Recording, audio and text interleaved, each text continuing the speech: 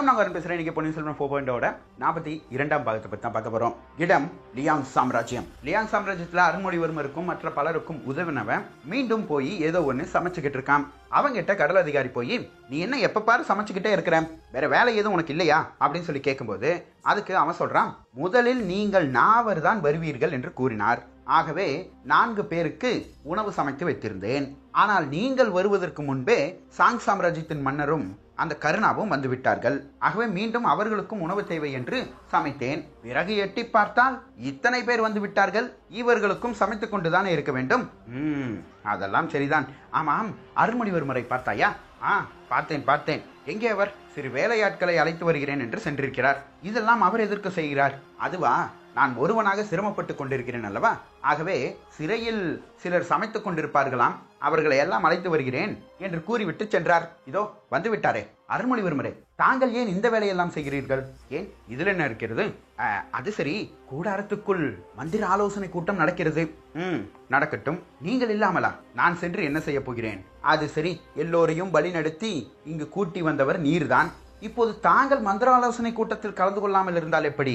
அதுவும் நீங்களும் இல்லை, வந்தியத்தேவனும் இல்லை, லியாங்கும் இல்லை, அந்த இளவரசனும் பார்த்திபேந்திர பல்லவர் மட்டும் உள்ளே இருக்கிறார்கள். அந்த கருணாவும் அடம் பிடித்து விட்டு உள்ளே சென்று விட்டான். அவர்கள் 3 மட்டும் என்ன பேசிக் கொண்டிருப்பார்கள்? மதியழகரே, இப்போது நடப்பது மந்திர ஆலோசனை கூட்டம் கிடையாது. பிறகு இளவரசர் பார்த்திபேந்திர பல்லவரிடம் அந்த கோட்டையை பற்றி விவரிப்பார். இதையெல்லாம் நன்கு ஆராய்ந்த பிறகு பார்த்திபேந்திர பல்லவர் எப்படி தாக்கலாம் என்று முடிவெடுத்துவிட்டு பிறகு நம்மளை எல்லாம் அழைத்து என்ன செய்ய வேண்டும் என்று கூறுவார். அப்பொழுதுதான் நாம் அனைவரும் போக வேண்டும். இப்போதே நாம் சென்றால் எனக்கு ஏதாவது யோசனை வரும், வந்தியத்தேவனுக்கு ஏதாவது யோசனை வரும், ஏன் உமக்கு கூட வரும். இதையெல்லாம் இடையில் கூறிக்கொண்டிருந்தால் பார்த்திபேந்திர பல்லவரின் சிந்தனையில் சில இடையூறுகள் ஏற்படும். ஆகவேதான் அமைதி காத்துக் கொண்டிருக்கிறோம். சரி, நான் கேட்ட கேள்விக்கு சரியாகத்தான் விளக்கம் தந்திருக்கிறீர். நான் வேறொரு கேள்வியை கேட்கலாமா? அதற்கு உங்களால் சரியாக என்னிடம் பதிலளிக்க முடியுமா? அடியேன் முயற்சி செய்கிறேன், கூறுங்கள். என்ன அருள்மொழிவர்மரே, விளையாடிக் கொண்டிருக்கிறீர்? நான் முக்கியமான விடயம் பேச வேண்டும். சரி, வா, பேசிக்கொண்டே நடந்து செல்வோம். கூறு. குந்தவை பிராட்டியார்? ஆம், என் தமக்கை. அவரின் கணவர்? ஆம், வந்தியத்தேவர். இவர்கள் இருவரும் காதல் திருமணம் தானே செய்தார்கள்? ஆம். இது சோழ நாட்டுக்கும் தெரியும் அல்லவா? ஆம், இருவரும் அன்பாகத்தானே இருக்கிறார்கள். மதியழகரே, உமக்கு என்ன மதிக்கட்டு விட்டதா? சொல்ல வந்த விடயத்தை வேகமாக சொல்லும். எனக்கெல்லாம் மதிக்கிடவில்லை. இங்கு நடப்பதையெல்லாம் பார்த்தால்தான் இனிமேல் எனக்கு மதிக்கட்டு விடும். உன் மனதில் இருக்கும் சந்தேகம் என்ன? லியாங்கை பார்க்க சொல்லி வந்தியத்தேவனை அனுப்பியிருக்கிறேன், அதுதானே? ஆம், அதேதான். இதில் உமக்கென்ன குழப்பம்? எனக்கு என்ன குழப்பம்? ஐயோ, மறந்து விட்டேனே. குழப்பம் இருக்கிறது. தங்களின் தமக்கையின் கணவரை மற்றொரு பெண்ணிடம் உரையாட இப்படி அனுப்பலாமா? ஓ, அப்படி கேட்கிறீர்கள்? ஆம், அப்படிதான் கேட்கிறேன். அப்படி என்றால் எனக்கு முன்பு நீங்கள் தானே தவறு செய்தீர்கள். நான் என்ன செய்தேன்? லியாங் ஏதோ காட்டுக்குள் இருந்தால் காட்டுக்குள் இருக்கும் ஒரு மங்கையிடம் வந்தியத்தேவனை அழைத்து சென்றது நீங்கள் தானே? ஐயோ, இது என்ன கிணறு விட்ட பூதம்? நான் எல்லாம் அழைத்து செல்லவில்லை. சிலர் வந்தார்கள், எங்களை இழுத்துச் சென்றார்கள். பிறகு என்னென்னவோ நடந்து விட்டது. சரி, அப்படி என்றால் நான் உன்னிடம் ஒரு சில கேள்விகள் கேட்கிறேன், பதில் கூறுவாயா? தெரிந்தால் கூறுகிறேன், கேளுங்கள். லியாங்கை பற்றி நீ என்ன நினைக்கிறாய்? லியாங் ஒரு அழகான மங்கை. மதியழகரே, தங்களின் மகள் வயது அவளுக்கு. லியாங்கின் அழகை பற்றி கேட்கவில்லை, லியாங்கின் ஆற்றலை பற்றி கேட்கிறேன். ஆக சிறந்த வீராங்கனி. மார்கழியும் லியாங்கையும் சண்டை போட வைத்தால் அடடடடடடடா, கூறவே முடியாது யார் வெற்றி பெறுவார்கள் என்று. தெரியும். இறுதி வரை நீ எதுவும் கூற மாட்டாய் என்று எனக்கும் தெரியும். நானே சொல்கிறேன், கேள். லியாங் ஒரு வீரமங்கை மட்டும் கிடையாது, நாடாளும் அனைத்து தகுதியும் அவளிடம் இருக்கிறது. பூமியில் பிறந்த அனைத்து மங்கைகளுக்கும் அந்த ஆற்றல் இருக்கிறது. ஆனால் அதை சிலர் மட்டுமே வெளிக்கொணர்வார்கள். அப்படி வெளிக்கொணர்ந்தவர்கள் என் தமக்கையான குந்தவை பிராட்டியாரும் இங்கிருக்கும் லியாங்கும். ஆனால் லியாங் வந்தியத்தேவனை பார்த்த பிறகு அவர்களுக்குள் நடந்த சம்பவங்களோ உரையாடல்களோ லியாங்கை வேறொரு திசைக்கு மாற்றிவிட்டது. அப்படி என்றால் வந்தியத்தேவனை வேறொரு திசைக்கு மாற்றவில்லை என்று கூறுகிறீர்களா? அது ஆண்களின் இயல்பு. புரியவில்லையே. புதிதாக எந்த ஒரு மங்கை வந்து பேசினாலும் ஆண்கள் அந்த மங்கையின் மீது அதிகமாகவே ஆர்வம் காட்டுவார்கள். ஆனால் லியாங்குக்கு ஏற்பட்டது காதலா, அன்பா, இல்லை புரியாத உறவா என்று அவள் கண்டறிவதற்குள் வந்தியத்தேவனை பற்றி முழு விவரமும் அவளுக்கு தெரிந்துவிட்டது. ஆகவே ஒரு இடத்தில் தேசம், ஒரு இடத்தில் இனம் புரியாத நேசம், யாரும் அவள் மீது காட்டாத பாசம். இதனால் வந்தியத்தேவனானால் அவளுக்கு ஒரு சுவாசம்.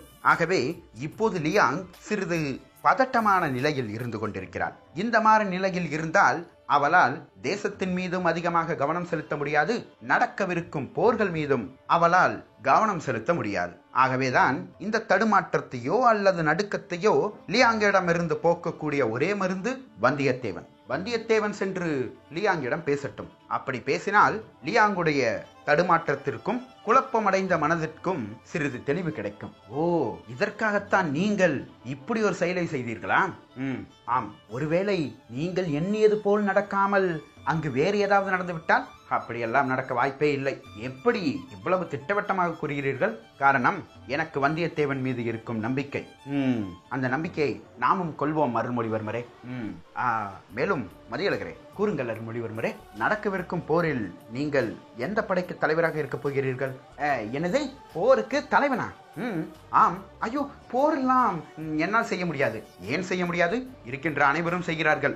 அது இப்போதுதானே அந்த சுரங்கப்பாதையில் போரிட்டு வந்தோம். ஆக எனக்கு சிறு ஓய்வு தேவை. விடுமுறைக்கு விண்ணப்பிக்கும் நேரமா இது?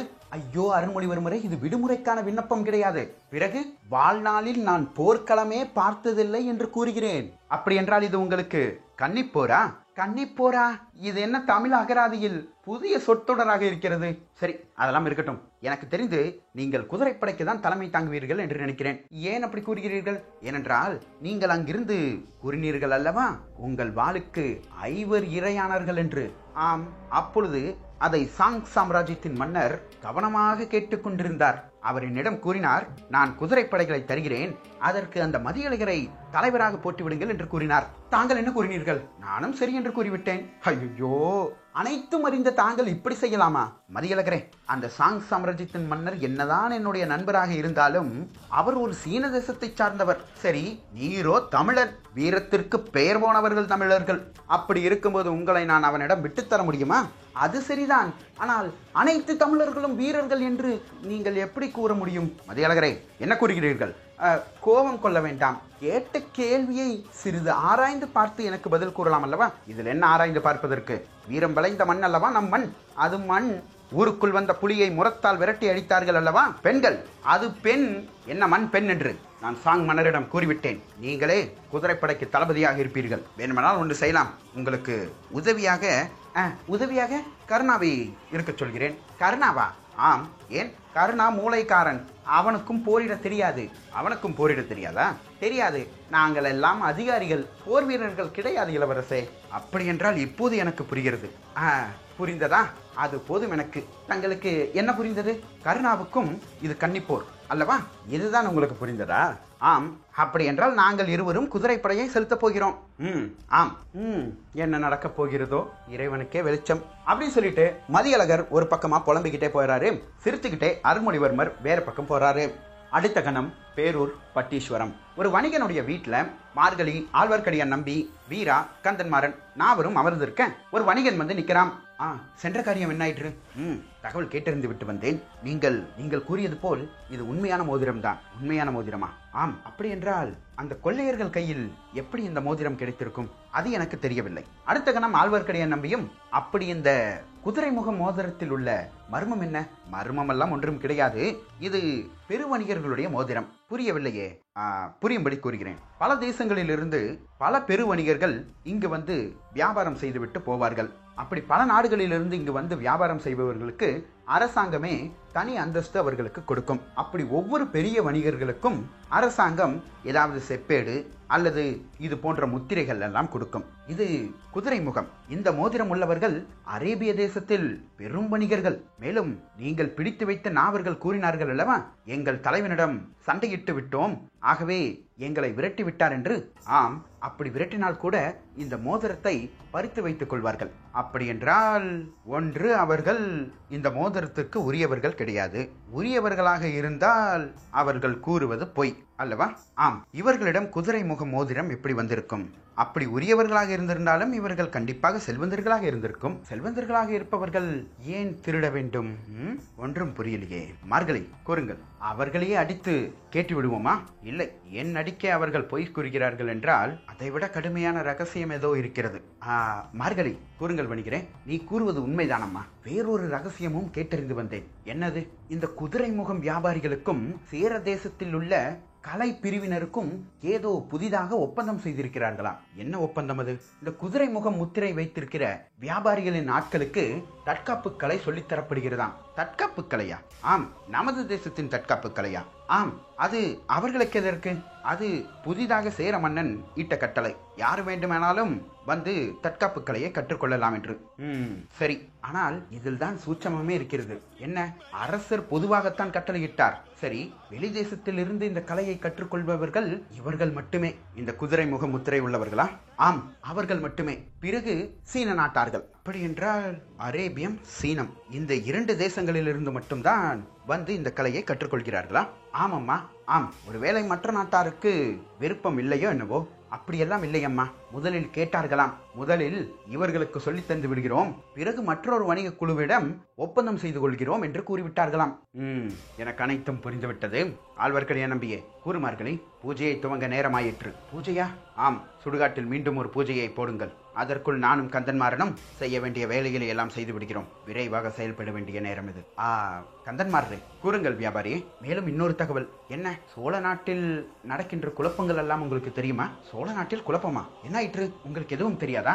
தெரியாதே. கந்தன்மாறே, மன்னித்து விடுங்கள். இந்த செய்தி கேட்ட உடனேயே எனக்கு வருத்தமாக இருந்தது. இதை நீங்கள் எப்படி எடுத்துக்கொள்ளப் போகிறீர்கள் என்று தெரியவில்லை. முதலில் கூறுங்கள், என்ன ஆயிற்று? அருள்மொழிவர்மரும் பார்த்திபேந்திர பல்லவரும் அனங்கன் என்னும் கடல் கொள்ளையனுக்கு அடைக்கலம் கொடுத்தார்களாம். இதை ஸ்ரீவிஜயத்தின் மன்னன் கண்டானாம். ஆகவே பதிலோலை கேட்டு சோழர்களுக்கு தூது அனுப்பியுள்ளான். 48 நாட்கள், அதாவது ஒரு மண்டலம் கால அவகாசமும் கொடுத்திருக்கிறானாம். இல்லையெனில் கடல் வணிகம் செய்து கொண்டிருக்கும் 56 தேசங்களிலிருந்து படை திரட்டி வருவேன் என்று அச்சுறுத்தியிருக்கிறான். என்ன ஒரு ஆணவம் அந்த விஜயனுக்கு! இப்பொழுது ஆணவம் விஜயனுக்கு கிடையாது. பிறகு கலிங்கர்களுக்கும் சாளுக்கியர்களுக்கும் ராஷ்டிரகூடர்களுக்கும். ஏன் அப்படி கூறுகிறீர்கள்?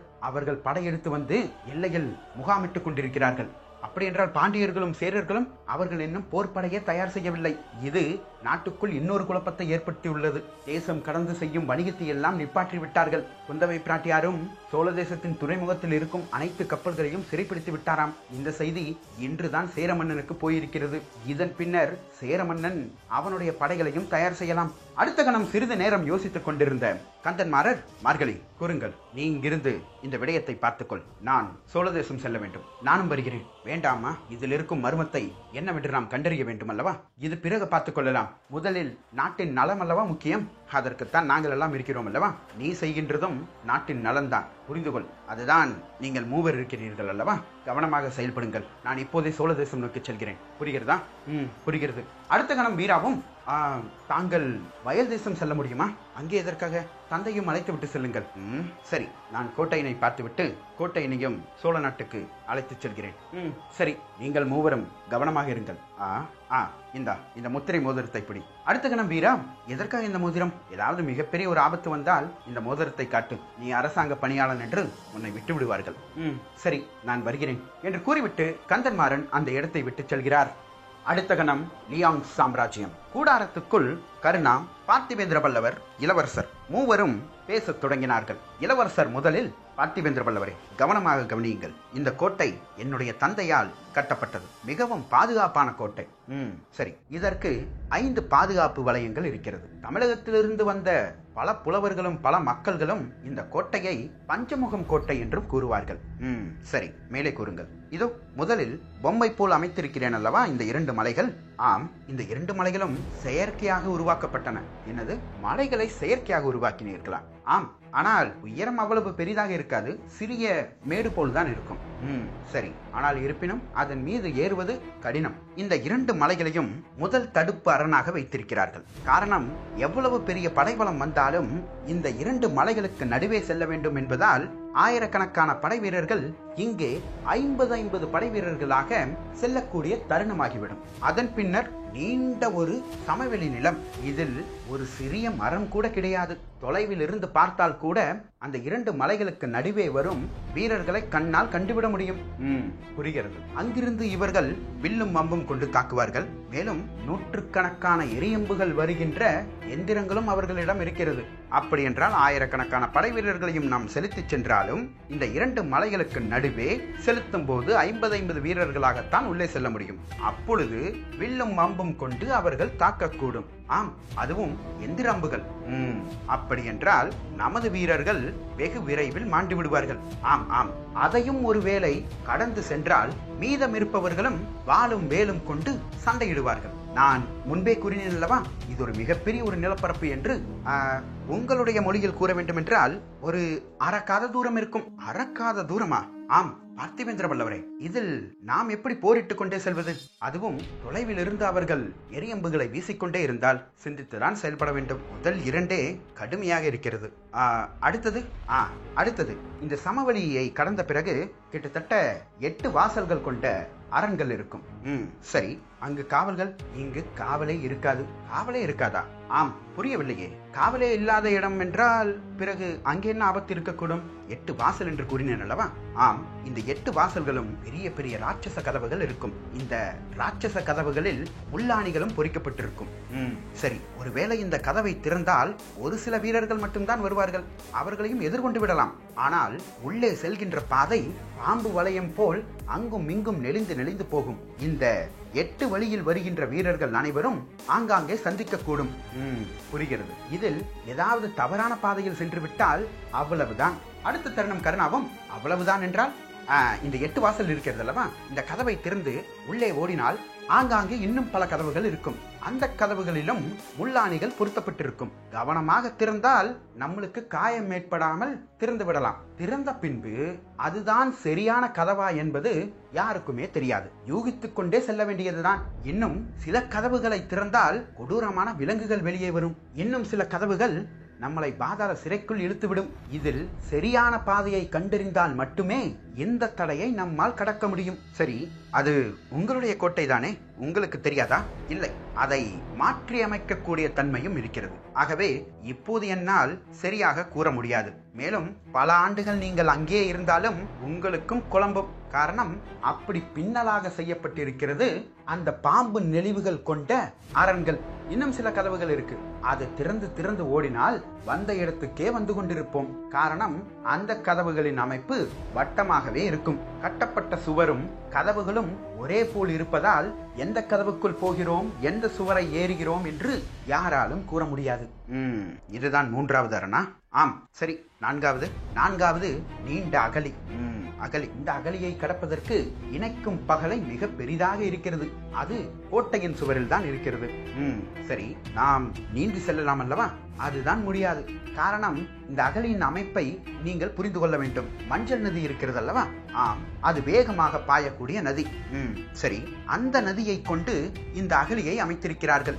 வேகமாக வருகின்ற மஞ்சள் நதி இந்த கோட்டையின் அகழியில் பாய்ந்து வேகமாக சுழன்று மீண்டும் நதியில் கலந்து செல்லும். தண்ணிக்குள் குதித்தோம், பிறகு அந்த நீர் நம்மளை அடித்துவிட்டு மீண்டும் நதியில் கொண்டு போய் சேர்த்துவிடும். ஒருவேளை இந்த 4வது அரணையும் இதையும் நாம் கடந்து வந்தால் பிறகு இருக்கிறது இறுதியாக ஒரு கட்டம். இங்குதான் அனைத்து வீரர்களும் இருப்பார்கள். இதற்கு முன்பு நாம் சந்தித்தோமே, வில்லெறியும் காவலாளிகளும், பிறகு அந்த பாம்பு வழியில் வருகின்ற ஒரு சில வீரர்கள், அவர்கள் எல்லாம் 3ஆம் கட்ட படை வீரர்கள். அப்படி என்றால் 3ஆம் கட்ட படை வீரர்களுக்கு அம்பு செலுத்த தெரியுமா? தெரியாது. ஆகவேதான் அவர்கள் அந்த அம்பு செலுத்தும் எந்திரத்தை செயல்படுத்தும்படி அவர்களுக்கு கட்டளை இருக்கிறது. சரி, அந்த அம்பெறியும் எந்திரம் இருக்கிறது அல்லவா? ஆம், அது எவ்வளவு தூரம் வரை அம்பு செலுத்தும்? அதுவும் அவர்கள் கணிக்கும் தூரம் வரை செலுத்தும். வெகு தொலைவில் வரைக்கும் செலுத்த வேண்டும் என்றால் அந்த எந்திரத்தை சிறிது மேலே செலுத்தி விடுவார்கள். உரிய தொலைவில் என்றால் சிறிது கீழே இறக்கி செலுத்துவார்கள். ஆனால் வேகம் ஒன்றுதான். புரிகிறது. சரி, இந்த 5ஆம் கட்ட முகம் இருக்கிறது அல்லவா? ஆம், இதில் கடுமையான வீரர்கள் இருப்பார்களா? ஆம், குதிரைப்படை வீரர்கள், வில்லும் அம்பும் வேலும் என்று பல வீரர்கள் இருப்பார்கள். மேலும் இதன் அருகேயே கோட்டையும் இருக்கிறது. இந்த கோட்டையின் கதவை கடந்து சென்றால் அரண்மனை. ஆகவே பெரும்படை நின்று போரிடவெல்லாம் இங்கு இடமே கிடையாது. முன்னேறி சென்று கொண்டே இருக்க வேண்டும். பிறகு அரண்மனைக்குள்ளும் கோட்டைக்குள்ளும் சென்று வருகின்ற ஆட்களோடு சண்டையிட வேண்டும். இதுதான் பஞ்சமுகமா? ஆம், முதலில் 2 மலைகள், பிறகு நீண்ட ஒரு நிலப்பரப்பு. அதை கடந்தால் பாம்புகளால் சூழப்படும். அதையும் கடந்தால் மிகப்பெரிய அகழி. அதையும் கடந்து சென்றால்தான் காவல் வீரர்கள். இதை கடந்து செல்வதற்குள் நமது படை வீரர்கள் பல பேர் அழிந்து விடுவார்கள். பிறகு அதனுள்ளே சென்று போரிடுவது என்பது கடினமான செயல். திட்டத்தை சிறிது கவனமாகத்தான் தீட்ட வேண்டும். அது மட்டுமல்ல, நீங்கள் தேடிக்கொண்டிருக்கிறீர்களே பொக்கிஷம், ஆம், அது இந்த அகழியை கடந்து உள்ளே வந்த பிறகு கிழக்கு புறமாக சென்றால் சிறிதாக ஒரு குன்று இருக்கிறது. அதனுள்ளே உடைந்து ஒரு ரகசிய அறை இருக்கிறது. அதில்தான் நீங்கள் தேடி வந்த பொக்கிஷம் இருக்கிறது. அப்படி என்றால் அதை தேடி வந்த அருள்மொழிவர்மர் அகழியை கடக்கும் வரை நம்மளோடு இருப்பார். அதன் பின்னர் அருள்மொழிவர்மர் தனியாக சென்று விட வேண்டும். ஆம், இல்லையெனில் பெரும் போரிட்டு அவர்களையும் வென்ற பிறகு பொக்கிஷங்களை அடைய செய்யலாம். ஆனால் நாம் அதைத்தான் தேடி வந்திருக்கிறோம் என்று அவர்களுக்கு தெரிந்துவிட்டால் பிறகு அதை அவர்கள் நெருப்பு மூட்டி எரித்து விடுவார்கள். ஆகவே முதலில் பொக்கிஷத்தை அடைவதுதான் சரியான விடயம் என்று எனக்கு தோன்றுகிறது. இப்படிப்பட்ட கோட்டையை தகர்க்க முடியாது என்பதால் தான் ஜின் சாம்ராஜ்யத்தின் மன்னன் என் தந்தையை வஞ்சக முறையில் கொன்றான். இப்போது அனைத்தும் உங்களிடம் நான் கூறிவிட்டேன். இப்போது நீங்கள் தான் இதை எப்படி தகர்க்க வேண்டும் என்பதற்கான திட்டத்தை வகுத்து கொடுக்க வேண்டும். அடுத்த கணம் பார்த்திபேந்திர பல்லவரும் சரி, நான் சிறிது சிந்தித்து பிறகு கூறுகிறேன் அப்படின்னு சொல்லிட்டு மீண்டும் அந்த பொம்மை அமைப்பையே ஒத்து பார்த்துட்டு இருக்கிறாரு பார்த்திபேந்திர பல்லவர். அடுத்த தருணம் மஞ்சள் நதியின் ஓரம். மஞ்சள் நதியின் நீர் லியாங்கின் பாதத்தை சிறிது தழுவி சென்றது. மரங்களில் இருந்து உதிர்ந்த மரத்தின் இலைகள் மஞ்சள் நதியில் அங்கும் இங்குமாக அலைந்து ஓடின. அதுபோல்தான் லியாங்கின் மனதிலும் எண்ணங்கள் அங்கும் இங்குமாக ஓட்டமிட்டுக் கொண்டிருந்தது. வந்தியத்தேவனின் வருகைக்காக காத்திருந்தால் அந்த பாவையும். வந்தியத்தேவனும் லியாங்கை தனிமையில் சந்திக்க வந்து கொண்டிருந்தான். அவனின் வருகையை காற்று இவளிடம் கூறியதோ அல்லது அவனுடைய காலடி ஒளியை இவளுடைய செவியறிந்ததோ, எதுவாயினும் வந்தியத்தேவனின் வருகையை உணர்ந்தாள் அவள். வழியில் இருக்கும் மரங்கள் மஞ்சள் பூக்களை தூவ அந்த பாதையில் வந்தியத்தேவனும் வர மஞ்சள் நதியின் கரையோரமாக காத்திருந்தாள் லியாங். லியாங்கிடம் நெருங்கிய வந்தியத்தேவன் லியாங்கை அழைத்தான். ஆனால் அவனை திரும்பி பார்க்க இவளுக்கு எண்ணமில்லை. காரணம் என்னவோ இதை ஆராய நினைத்தால் படைத்தவனும் குழம்பி போவான். அடுத்த கணம் லியாங்கின் மனதில் சிறிதாக ஒரு ஓசை கிளம்பி அவளிடம் இதை கூறியது.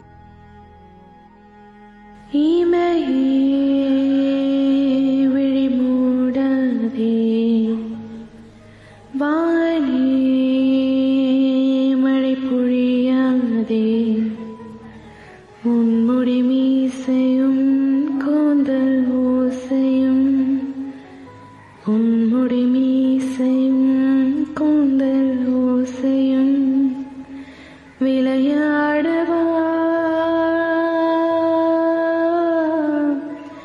மலைச்சாரலும் தூர பாதையும், மலைச்சாரலும் தூர பாதையும் விரல் கோர்த்து வா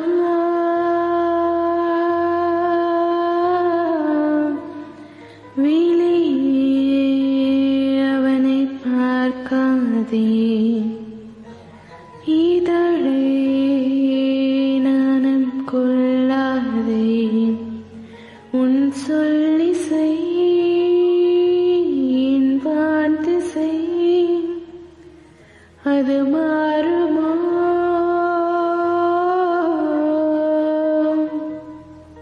விழி கண்டதால் காதல் கொண்டதா, விழி கண்டதால் காதல் கொண்டதா, விதி மாறுமோ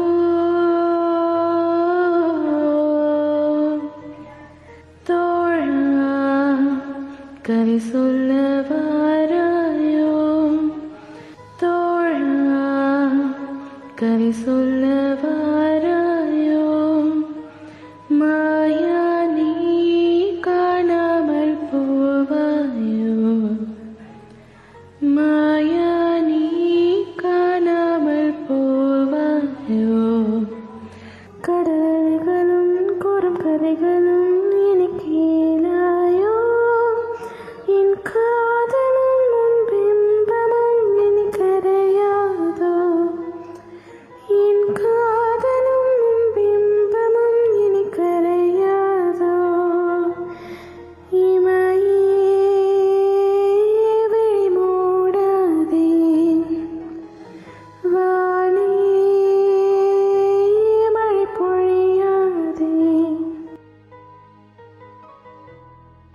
இப்படியே வந்தியத்தேவன் கால் கடக்க நின்று கொண்டிருந்தான் வெகு நேரமாக. பிறகு வந்தியத்தேவனும் பேசத் தொடங்கினான். சரி, நான் செல்கிறேன் என்று கூறியவுடன் சட்டென்று லியாங் திரும்பினான். எங்கே செல்கிறாய்?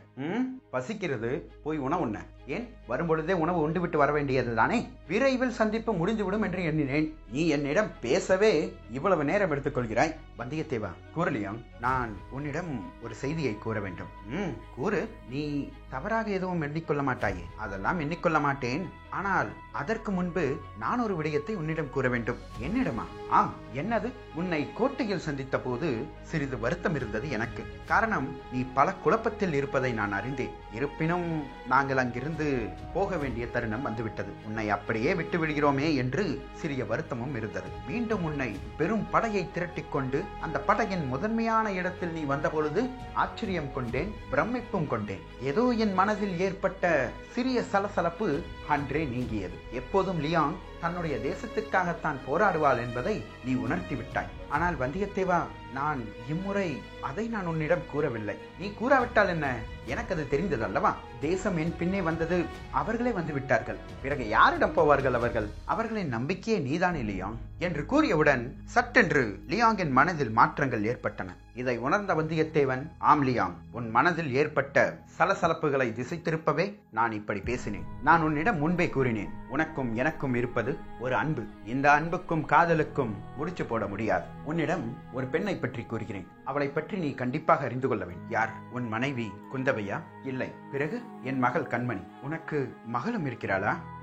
அவள் பெயர் கண்மணி. வா, இந்த கரையோரம் நடந்து கொண்டே பேசிக்கொண்டு செல்வோம் என்று கூறிவிட்டு லியாங்கை அழைத்து செல்றான் வந்தியத்தேவன். எங்களுக்கு திருமணமாகி 2 வருடங்கள் கழித்து பிறந்தால் கண்மணி. கண்மணியின் வருகையை சோழ தேசமே கொண்டாடியது. நானும் குந்தவை பிராட்டியாரும் கொண்ட அன்புக்கும் ஒரு பொருள் கிடைத்தது. பிறகு எங்களுடைய உலகம் அவளை சுற்றியே நகர்ந்தது. குழந்தை குழந்தை என்று நாங்கள் பார்த்து பார்த்து வளர்த்தியவள் ஒரு தருணத்தில் நான் குழந்தை இல்லை, உங்களுக்கே போதிக்கும் வல்லமை பெற்றவள் என்று உணர்த்தினாள். அப்படியே அவள் அவளுடைய தாயை போல் சிந்தனைகளிலும் செயல்களிலும். ஆனால் எங்களுக்கு இன்னும் கண்மணி குழந்தையாகவே தெரிகிறாள். ஆனால் இன்னும் ஓரிரு ஆண்டுகளில் அவள் இன்னும் பெரிதாக வளர்ந்து விடுவாள். அப்பொழுது என்னிடம் இருக்கும் சிறு சிறு கனவுகளை எல்லாம் அவளிடம் கூற வேண்டும் என்று எண்ணியிருந்தேன். ஆனால் உன்னை பார்த்ததும் அவளிடம் இதை பற்றியெல்லாம் பேசக்கூடாது என்று அறிந்தேன்.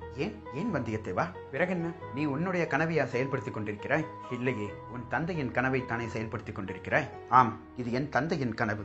ஆனால் அவர் போரில் கொல்லப்பட்டார். ஆகையால் உன் தந்தையின் கனவை உன் கனவாக எடுத்துக்கொண்டு அதை நீ செயல்படுத்திக் கொண்டிருக்கிறாய் அல்லவா?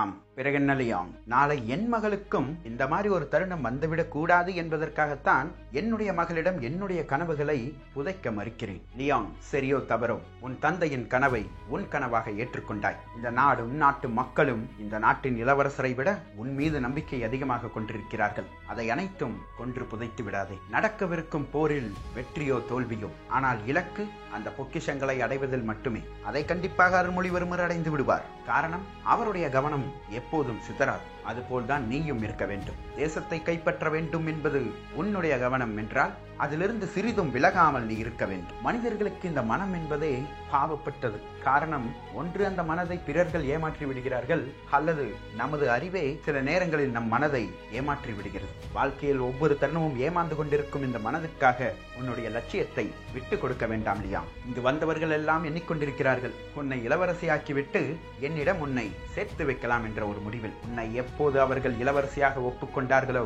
அப்போதே உன்னை என்னிடமிருந்து பிரித்து விட்டார்கள் லியாங். ஜின் சாம்ராஜ்யத்தை வீழ்த்தி மீண்டும் ஹான்ஸ் சாம்ராஜ்யம் தலையெடுக்கும் பொழுது அது லியாங் சாம்ராஜ்யமாக மாறப்படும். அப்பொழுது அந்த அரியணையில் இருக்கப் போவது நீ. அறிந்தோ அறியாமலோ, தெரிந்தோ தெரியாமலோ, காலம் முழுக்க நீ உன்னுடைய மக்களுக்காகத்தான் வாழப்போகிறாய். இது சாபம் அல்ல, இது ஒரு வகையான வரம். இந்த வரம் அனைவருக்கும் கிடைப்பதில்லை. ஏன், என்னையே எடுத்துக்கொள்ளேன். என்னுடைய தேசம் வல்லம். எமது மக்களுக்கு நான் என்ன செய்தேன்? ஒன்றும் கிடையாது. அந்த பாக்கியம் எனக்கே கிடைக்கவில்லை, ஆனால் உனக்கு கிடைத்திருக்கிறது. மனசை தளர விடாதே லியாங். உன் மனநிலையை உறுதிப்படுத்து. உன்னை நம்பியிருப்போர் ஆயிரக்கணக்கான மக்கள். அவர்களுக்கு இதுவரை நீ போராடினாயே, அதெல்லாம் போராட்டமே கிடையாது. இப்பொழுது நீ போர் தொடுக்கப் போகிறாயே, அதுதான் உண்மையான போராட்டம். இதுவரை என்ன செய்து கொண்டிருந்தீர்கள்? காட்டுக்குள் ஒளிந்து கொண்டு சிறிது சிறிதாக படை வீரர்களை செலுத்தி தாக்குதலை நடத்தி கொண்டிருந்தீர்கள். ஒவ்வொரு முறையும் 10 பேர் சென்றால் 8 பேர் திரும்பி வந்திருக்கிறார்கள். இருவரை தெரிந்தே உயிர் பலியிட்டிருக்கிறீர்கள் நீங்கள். இது வீரமா? உன்னுடைய தேசத்தில் இருந்தே காட்டுக்குள் உன்னை ஒளிய வைத்து மறைந்து வந்து தாக்கும்படி செய்திருக்கிறார்கள். இவர்களுக்கு நீ தக்க பதிலடி கொடுக்காமல் உன் மனதில் சலசலப்புக்கு இடம் கொடுத்துக் கொண்டிருக்கிறாய். வாழ்க்கையில் ஒவ்வொரு தருணமும் ஒவ்வொரு நிமிடமும் ஏதோ ஒரு புதிய விடயத்தை நமக்கு சொல்லிக் கொண்டுதான் இருக்கிறது. அதற்கு செவிசாய்க்காமல் போவதும் செவிசாய்த்து அதிலிருந்து கற்றுக்கொள்வதும் நமது கையில் தான் இருக்கிறது. உன் மனதில் எழுந்து கொண்டிருக்கும் கேள்விகள் பல. ஏன் வந்தியத்தேவன் இங்கு வந்திருக்க வேண்டும்? ஏன் என்னை சந்தித்திருக்க வேண்டும்? ஏன் என் மனதில் இப்படி ஒரு சலசலப்பை ஏற்படுத்தியிருக்க கூடும் என்று பல கேள்விகள் இருந்திருக்கலாம். அதற்கெல்லாம் நான் விடை கூறுகிறேன். நான் இந்த சீன தேசத்திற்கு வந்ததும், நான் உன் வாழ்க்கையில் வந்ததும், நான் உன் கண்ணில் தென்பட்டது எல்லாம் உனக்குள் புதைந்திருக்கும் ஆளுமையை வெளிப்படுத்த, உனக்குள் இருக்கும் ஆற்றலை வெளிப்படுத்த. காட்டுக்குள் பதுங்கிக் கொண்டு அவ்வப்போது தாக்குதல் நடத்தி கொண்டிருந்தாள் லியாங். ஒரு தருணம் வந்தது, இளவரசரை ஒளியச் சொல்லி இவள் போர்க்களத்தில் இறங்கினாள். அதற்கு காரணம் என்ன? 10 பேரை தாக்குவதற்கு பதுங்கி இருக்கும் லியாங் 500 வீரர்களை எதிர்கொள்ள வாளேந்தி நின்றது ஏன்? உன் வீரர்கள் கண் முன்னே நான் சண்டையிட்டேன். காரணம் என்ன?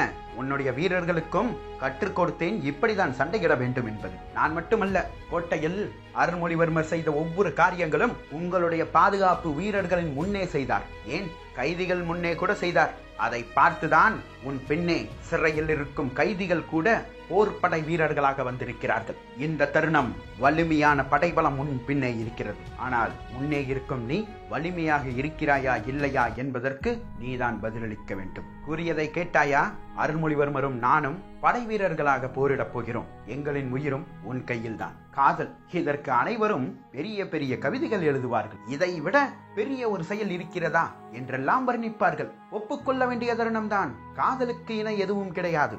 ஆனால் அந்த காதல் அனைவருக்கும் இருக்கிறது என்பதை உணர மறுக்கிறார்கள் மக்கள். அவர்கள் கொள்ளும் காதலே உலகில் சிறந்தது என்று எண்ணிக்கொள்கிறார்கள். ஏன், சுரங்கப்பாதையில் 60க்கும் மேற்பட்ட வீரர்களை கொன்று குவித்தோம். அவர்களுக்கு குடும்பம் இல்லையா? அவர்கள் அவர்களின் மனைவின் மீது காதல் கொள்ளவில்லையா? அவர்களுக்கும் கண்மணி போல் குழந்தைகள் இருந்திருக்குமே. இமைக்கும் நொடியில் வீசிய வாளில் செங்குருதிகள் பறக்க தலையும் பறந்ததுதான் நம் கண்களுக்கு தெரியும். ஆனால் அதன் பின்னே இருக்கும் ஒரு கொடுமையான சோகம் யார் கண்களுக்கும் தென்படுவதில்லை. உன்னுடைய காதலுக்காக நீ இன்று நின்றால் உன் பின்னே நின்று போரிடக்கூடிய ஆயிரக்கணக்கான வீரர்களின் அன்பு, காதல், குடும்பம், குழந்தைகள் என்று அனைத்தையும் முதலில் மண்ணில் புதைத்து விட்டுதான் நீ போருக்கு செல்கிறாய் என்று பொருள். தடுமாற்றம் வேண்டாம் லியாங். நான் முன்பே கூறியது போல் இது உனக்கு கிடைத்த வரம். லியாங் சாம்ராஜ்யத்தை மீண்டும் ஒரு மிகப்பெரிய ஒரு சாம்ராஜ்யமாக்க வேண்டும் என்பது உன்னுடைய பொறுப்பு. உன் வாழ்வில் என்னுடைய வருகை இதை உனக்கு உறக்க கூறவே என்பதை புரிந்து கொள். சிறிது நாட்களுக்கு முன்பு நான் கூறியிருந்தேன் உன்னிடம், லியாங்குக்காக உதவி செய்வாயா என்று நீ கேட்டபோது கண்டிப்பாக செய்கிறேன் என்று ஒப்புக்கொண்டேன். இப்போது நான் மட்டுமல்ல, பல்லவ பேரரசரின் மன்னர், சோழ தேசத்தின் இளவரசர் அனைவரும் உனக்காக இருக்கிறோம். நாட்டின் மக்களின் நலனையும் நாட்டின் நலனை பற்றி மட்டுமே உன்னுடைய சிந்தனையில் எண்ணங்கள் பாயட்டும். இதில் மற்றொரு விடயமும் இருக்கிறது லியாங். நான் என்ன கூற வேண்டுமோ அதை உன்னிடம் கூறிவிட்டேன். எனக்கும் குந்தவை பிராட்டியாருக்கும் இருக்கும் காதலை யாராலும் விவரிக்க முடியாது. குந்தவை பிராட்டியிடம் எனக்கு அளவு மிகுந்த அன்பு இருக்கிறது என்பதை நான் உனக்கு கூறிவிடலாம். ஆனால் நீ அதை புரிந்து கொள்வது கடினம். காரணம், உன் மனதிலும் காதல் இருக்கிறது. என்னுடைய காதலையும் குந்தவை பிராட்டியாரின் காதலையும் எடுத்துரைக்கவே நான் கண்மணியை பற்றி உன்னிடம் கூறினேன். புரிந்தது வந்தியத்தேவா, புரிந்தது. உன் மீது முதலில் கடுமையாக நடந்து கொண்டது அனைத்தும் இப்படி என் மனம் மாறக்கூடாது, என்னுடைய கொள்கையிலிருந்து நான் வழிமாறி போகக்கூடாது என்பதற்காகத்தான். இருப்பினும் நான் வழி கடந்து போய்விட்டேன் என்பதை நீ உணர்த்தி விட்டாய். அது என்னுடைய தவறுதான். தவறில்லை லியாங். என்ன கூறுகிறாய்? நீ வழிமாறி போனால் தானே தவறு. நீ அங்கேயே நின்று விட்டாய் என்று கூறுகிறேன். புரியவில்லையா? உன் நாட்டுக்காக போராட வேண்டுமா அல்லது காதலுக்காக உன் மனம் போராடி கொண்டிருக்கிறதே, என் செய்வது என்று இரு போராட்டங்களுக்கு நடுவே நீ நின்று கொண்டாய். தமிழகத்திலும் சீன தேசத்திலும் 2 பெண்களை மணப்பது குற்றம் கிடையாது. ஆனால் அது இந்த தருணத்தில் நிகழாது. காரணம், உன் மீது எனக்கு காதல் கிடையாது. உன் மீது என்ன, இந்த உலகில் குந்தவை பிராட்டியை தவிர வேற எந்த ஒரு மங்கையின் மீதும் என் சிந்தனை போகாது. நம்மை இப்படி தனிமையில் சந்திக்க சொன்னாரே அருள்மொழிவர்மர், அவருடைய தமக்கை தான் குந்தவை பிராட்டியார். இருப்பினும் அருள்மொழிவர்மர் என்னை இங்கு அனுப்பியதற்கான காரணம் என்ன தெரியுமா? என் மீது இருக்கும் நம்பிக்கை. இது போல பல மடங்கு இருக்கிறது குந்தவையாருக்கும். நான் கூற வேண்டியதெல்லாம் கூறிவிட்டேன். இப்போது முடிவு உன் கையில் தான் என்று கூறிவிட்டு சிறிது நேரம் அமைதியானான் வந்தியத்தேவன். அடுத்த கணம் லியாங் பல நேரம் சிந்தித்துக் கொண்டிருந்தாள். இறுதியாக அவளுடைய 2 கைகளையும் எடுத்து வந்தியத்தேவனின் தோளை பிடித்தாள். கண்களில் நீர் பெருக வந்தியத்தேவனை பார்த்தாள். சிறிது மண்ணை நோக்கி குனிந்து தன்னுடைய கண்ணீரை மண்ணுக்கு செலுத்திவிட்டு மீண்டும் நிமிர்ந்து வந்தியத்தேவனை பார்த்தாள். ஓ வந்தியத்தேவா, சென்று போருக்கு தயாராகு. இது உன்னுடைய படை தளபதியான லியாங்கின் கட்டளை என்றாள். சட்டென்று உரையிலிருந்து வாளை எடுத்த வந்தியத்தேவன், உத்தரவு இளவரசியாரே என்று கூறிவிட்டு மீண்டும் வாளை உரையில் வைத்துவிட்டு அங்கிருந்து நடந்து சென்றான். அடுத்த கணம் மீண்டும் நதி அவளின் காலை தொடும் தருணத்தை உணர்ந்தாள். அப்பொழுது அவளுக்கு ஒரு மன நிம்மதி ஏற்பட்டது. இந்த நதியும் இந்த மண்ணும் தான் என்னுடைய தேசம், இந்த தேசத்துக்காகத்தான் நான் பாடுபட வேண்டும் என்ற ஒரு சிந்தனை அவள் மனதில் சென்றதோ, அல்லது வந்தியத்தேவன் வாழ்க்கையின் யதார்த்தம் இதுதான் என்று புரிய வைத்து விட்டான் என்பதால் வந்த நிம்மதியோ என்று நம்மால் சரிவர கூற முடியாது. இருப்பினும் அலை பாய்ந்து கொண்டிருந்த லியாங்கின் மனதில் ஒரு நிம்மதி ஏற்பட்டு விட்டது என்பது அவளை படைத்த இறைவனுக்கு கூட மன நிம்மதியை கொடுத்திருக்கும். மன நிம்மதியோடு சுழலும் நமது நாட்புள்ளி துளியம். நன்றி.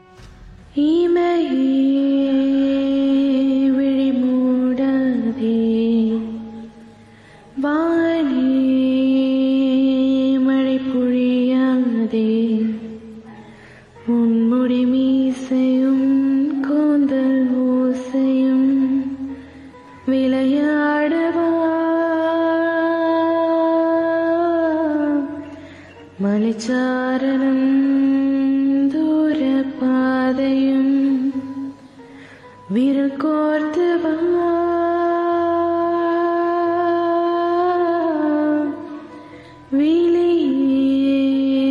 அவனை பார்க்காதே, இதழே நானும் கொள்ளாதே, உன் சொல்லி செய்யின் வாழ்த்து செய், அது மாறுமா,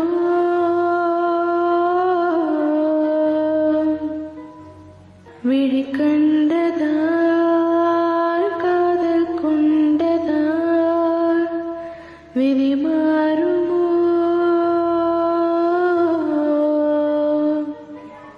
தோழா கவி சொல்ல வாராயோ, மாயா நீ காணாமல் போவாயோ, மாயா நீ காணாமல் போவாயோ, கடல்களும் கூறும் கதைகளும்